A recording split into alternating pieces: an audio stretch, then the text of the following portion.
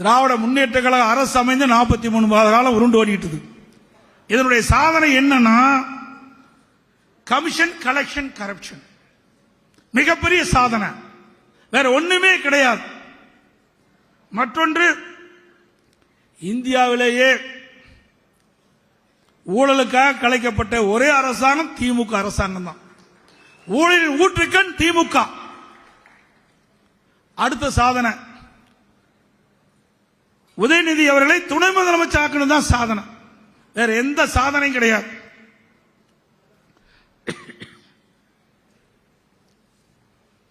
இன்னைக்கு அனைத்து இந்திய அண்ணா திராவிட முன்னேற்ற கழகத்துடைய உறுப்பினர் அட்டை மாவட்ட செயலாளர் மூலமாக ஒன்றிய, நகர, பேரூர், பகுதி கழகத்தில் ஒப்படைச்சிருக்குது. அதையெல்லாம் நீங்கள் முழுமையாக சம்பந்தப்பட்ட இடத்தில் ஒப்படைக்க வேண்டும். கிட்டத்தட்ட ஏறத்தாழ ஒரு 80% ஒப்படைச்சிட்டீங்க. இன்னும் சில இடத்துல முழுமையாக அந்த உறுப்பினர் அட்டை போய் சம்பந்தப்பட்டவருக்கு சேர்க்கவில்லை. அதையும் சேர்க்க வேண்டும் என்று அந்த அன்போடு இந்த நேரத்தில் கேட்டுக்கிறேன். அதோட இளைஞர் இளமங்கள் பாசறை அமைப்பை வலுப்படுத்த வேண்டும். இன்னைக்கு இளைஞர்கள் அதிக அளவிலே நம்ம கழகத்தில் சேர்க்க வேண்டும். அதற்காக இதையும் புரட்சி தலைவி அம்மா இருக்கின்ற பொழுது இளைஞர் இளம்பெண்கள் பாசறை வலுப்படுத்தினாங்க. அதே போல நம்முடைய மாவட்ட செயலாளர்கள், வருகின்ற ஒன்றிய செயலாளர், நகர செயலாளர், பேரூர் செயலாளர், பகுதி செயலாளர்கள் தங்கள் பகுதியிலே இளைஞர் இளம்பெண்கள் பாசறை அமைப்பை அதிக அளவிலே உருவாக்க வேண்டும். அதிக அளவிலே இளைஞர்களை சேர்க்கப்பட வேண்டும். அப்படி சேர்க்கின்ற பொழுது 30 வயதிற்கு உட்பட்டவர்கள் நீங்க சேர்க்க வேண்டும். அந்த வாக்காளர் பட்டியலில் நம்ம கட்சியை சேர்ந்தவர் பல பேர் நீக்கப்பட்டிருக்கிறாங்க. இன்னும் சொல்ல போனா பல பேர் கடிதம் வந்திருக்குது. நீங்கள் 2 இடத்தில் 3 இடத்தில் நீங்க வாக்காளர் பட்டியல் இடம் பெற்றிருக்கிறீங்க, ஏன் என்று விளக்கம் கேட்டிருக்கிறாங்க. அதை சரியாக செய்யுங்க. நீங்க நாமக்கல் மாவட்டத்தில் பாத்தீங்கன்னா பல்லாயிரக்கணக்கான பேருக்கு இப்படிப்பட்ட கடிதம் வந்திருக்குது. சேலத்தில் கூட வந்திருக்குது. ஆக ஒவ்வொரு தொகுதியிலும் அனைத்து இந்திய அண்ணா திராவிட முன்னேற்ற கழகத்திற்கு வாக்களிக்கக்கூடியவர்களை குறிவைத்து இந்த கடிதத்தை அனுப்பியிருக்கின்றாக. இந்த கடிதம் வருகிற 28ஆம் தேதிக்குள் அதற்கு தகுந்த விளக்கம் கொடுத்தால் அந்த வாக்காளர் பட்டியலிருந்து பெயர் நீக்கப்படாது. அப்படி தகுந்த விளக்கம் கொடுக்காவிட்டால் நீங்கள் இடம்பெற்றிருக்கின்ற வாக்காளர் பட்டியலிருந்து அந்த வாக்காளர்கள் நீக்கப்பட்டு விடுவார்கள். ஆக வேண்டுமென்றே திட்டமிட்டு திராவிட முன்னேற்ற கழக கட்சி சேர்ந்தவர்கள் இப்படிப்பட்ட ஒரு தந்திரத்தை இன்றைக்கு கையாண்டுகிறாங்க. ஆகவே நம்முடைய மாவட்ட செயலாளர்கள், வருகின்ற ஒன்றிய செயலாளர், நகர செயலாளர், பேரூர் செயலாளர், பகுதி செயலாளர்கள் விழிப்போடு இருந்து தங்கள் பகுதியிலே இப்படிப்பட்ட கடிதம் எந்த வாக்காளருக்கு வந்திருந்தால் அதை உரிய முறையிலே உரிய அதிகாரத்திலே அந்த விளக்கத்தை கொடுத்து நாம் அந்த வாக்காளர் பட்டியலிருந்து தொடர வேண்டும். அதோடு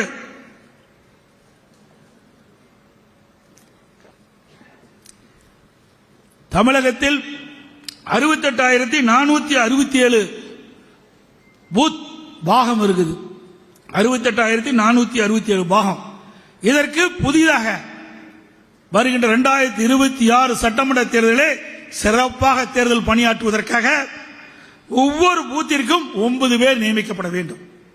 அதில் ஒரு தலைவர், துணைத் தலைவர் 2, அதில் ஒரு பெண்மணி, செயலாளர் 1, இணை செயலாளர் 2, அதில் ஒருவர் பெண், துணை செயலாளர் 2, அதில் ஒரு பெண், பொருளாளர் 1, மொத்தம் 9 பேர் நீங்கள் அந்த பாகத்திற்கு இந்த ஒரு பாகங்களை அமைக்க வேண்டும். அதற்கு தலைமையில் இருந்து மாவட்ட செயலாளர் மூலமாக அந்த பாகங்களை புத்தகம் உங்களுக்கு வழங்கப்படும். அதில் தெளிவாக குறிப்பிட்டிருக்கோம். அதன்படி நீங்கள் செயல்படுத்த வேண்டும். ஏதோ தலைமையில் கொடுக்குறாங்க, அதை வாங்கி அப்படியே பூர்த்தி செஞ்சு கொடுத்துறாதீங்க. ஒவ்வொரு பாகத்திற்கு சென்று திறமையானவர்களை, உண்மையாக தேர்தல் பணியாற்றக்கூடியவர்களை, கட்சிக்கு விசுவாசமானவர்களை நீங்க அந்த 9 பேரை தேர்ந்தெடுக்க வேண்டும். இந்த 9 பேரை தேர்ந்தெடுக்கப்பட்டு விட்டால் நிச்சயம் 100க்கு 100 நாம தான் வெற்றி. அதை நீங்கள் செயல்படுத்த வேண்டும் என்று அன்போடு கேட்டுக்கிறேன். அதோட ஐடி நிர்வாகிகள் இருக்கிறாங்க. எனக்கு முன்னாலே அண்ணன் KPM சொன்னாங்க, இன்றைக்கு வலைதளத்தை பயன்படுத்தக்கூடிய ஒரு இளைஞர்கள் 40% பேர் இருக்கிறாங்க. 40% இளைஞர்கள் இந்த வலைதளத்தின் மூலமாக செய்திகளை, கருத்துக்களை பரிமாறிக்கிறாங்க. அதை நாம் முறையாக செயல்படுத்த வேண்டும். சில மாவட்டத்தில் நம்முடைய ஐடி நிர்வாகிகள் இன்னும் முழுமையாக செயல்படல.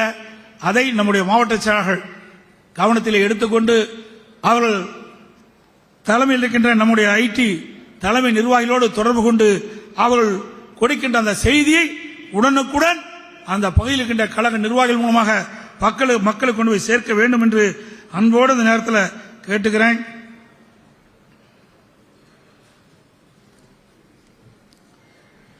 அனைத்து இந்திய அண்ணா திராவிட முன்னேற்ற கழக கட்சி தான் ஜனநாயக கட்சி. அனைத்து இந்திய அண்ணா திராவிட முன்னேற்ற கழகம் தான் ஜனநாயக அமைப்புள்ள ஒரே இயக்கம் தமிழ்நாட்டிலும் சரி இந்தியாவிலும் சரி ஒண்ணுதான்.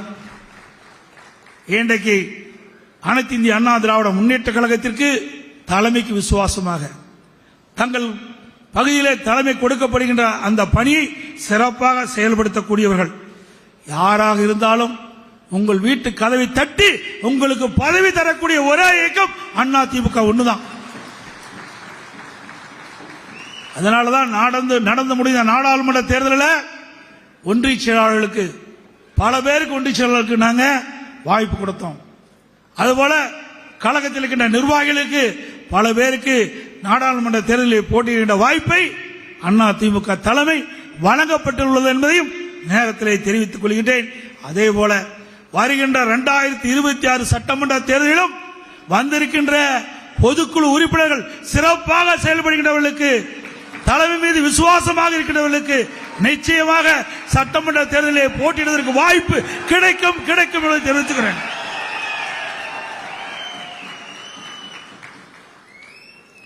ஏன்னா அண்ணா திமுகவில் தான் 2 கோடி தொண்டர்கள் இருக்கின்றார்கள்.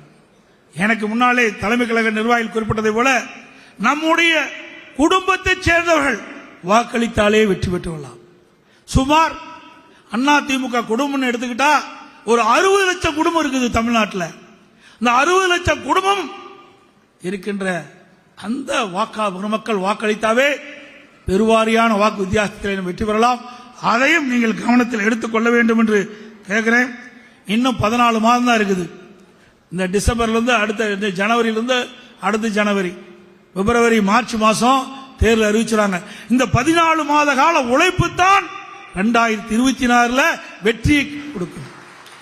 நீங்க எந்த அளவுக்கு இன்னைக்கு கட்சி வளர்ச்சி பணியில் ஈடுபடுறீங்க, எந்த அளவுக்கு மக்கள் பிரச்சனையில் ஈடுபடுறீங்க, அதை பொறுத்து நமக்கு வெற்றி வாய்ப்பு பிரகாசமா இருக்கும். ஏன்னா இன்னைக்கு திமுகவை மக்கள் வெறுக்க ஆரம்பிச்சுட்டாங்க.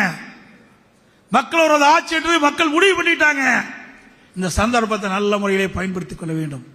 எனக்கு முன்னாலே அறிவிச்சர் சி வி சண்முகம் குறிப்பிட்டாரே, இன்றைக்கு மக்களை பார்க்கவே திமுக பொறுப்பாளர்கள் அஞ்சுகிறார்கள். ஏன் அமைச்சரே பயப்படுறாங்க, உள்ள போயிட்டு வெளியே வர முடியல. அண்ணா திமுக ஆட்சிக்கின்ற வரை எல்லா இடத்துக்கும் நிர்வாகிகளும் சட்டமன்ற அமைச்சரும் போனாங்க. அப்படிப்பட்ட அற்புதமான ஆட்சி நம்ம கொடுத்தோம், மக்கள் விரும்புகின்ற ஆட்சி கொடுத்தோம். ஆனா இன்றைக்கு 43 மாத திராவிட முன்னேற்ற கழக ஆட்சியிலே மக்கள் வெறுக்கின்ற அளவிற்கு இந்த ஆட்சி இருக்கிறது என்று சிந்தித்து பாருங்க. அதனாலதான் விரும்பத்தகாத சம்பவம், அந்த வெள்ள பாதிப்பு ஏற்படுகின்ற பொழுது அமைச்சர் பார்க்கின்ற பொழுது விரும்பத்தகாத சம்பவம் நடைபெற்றது. பல்வேறு இடங்களிலே சட்டமன்ற உறுப்பினர்களை விடல, பல அமைச்சர்களை கேள்வி கேட்கின்ற நிலைக்கு மக்கள் வந்துட்டாங்க. ஆக மக்கள் இந்த ஆட்சியை வெறுக்க ஆரம்பிச்சிட்டாங்க. எப்பொழுது இந்த ஆட்சி முடிவுக்கு வரும், எப்பொழுது அண்ணா திமுக ஆட்சி மலரும் என்று மக்கள் எதிர்பார்த்துக் கொண்டிருக்கிறாங்க.